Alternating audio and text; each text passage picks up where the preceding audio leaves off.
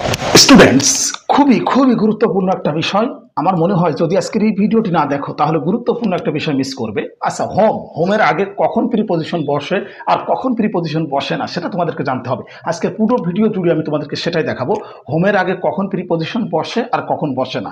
আচ্ছা দেখো, ওই যে বলি না আমরা অনেক সময় আই ওয়েন্ট হোম, আমি বাড়ি গিয়েছিলাম। স্ক্রিনে লক্ষ্য করো, দেখো এই যে আই ওয়েন্ট হোম, এখানে কোনো প্রিপজিশন বসবে না। শুধু হোমের আগে কোনো প্রিপজিশন বসে না, এটা সারা জীবন মনে রাখবে।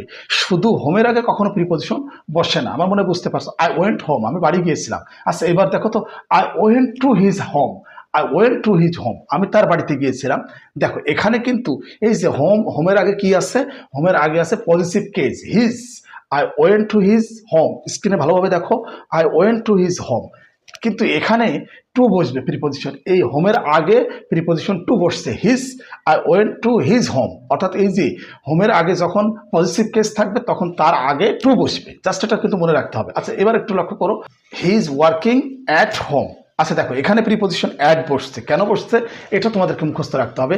যে হোম দ্বারা যদি স্থিতিশীল বা অবস্থান করা বোঝায় তার পূর্বে প্রিপজিশন অ্যাট বসে। হোম দ্বারা যদি স্থিতিশীল বা অবস্থান করা বোঝায় তার পূর্বে প্রিপজিশন অ্যাট বসে। ওই যে he is working at home, লোকটা তার বাড়িতে কাজ করছে, মানে একটা অবস্থান করা বোঝাচ্ছে, এই কারণে এখানে প্রিপজিশন অ্যাট বসছে। অর্থাৎ আজকের এই ভিডিওতে আমি তোমাদেরকে যেটা শেখালাম সেটা হচ্ছে এই, শুধু হোমের আগে কখনো প্রিপজিশন বসবে না, কিন্তু যদি অবস্থান করা বা স্থিতিশীলতা বোঝায় সেখানে প্রিপজিশন অ্যাট বসবে। আবার হোমের আগে যদি পজিটিভ কেস থাকে তার পূর্বে টু বসবে। দেখো ভিডিওটি মনোযোগ দিয়ে দেখলেই বুঝতে পারবে। আমার মনে হয় বুঝতে পেরেছো। নিয়মিতভাবে এরকম ভিডিওগুলো দেখতে থাকো এবং শিখতে থাকো।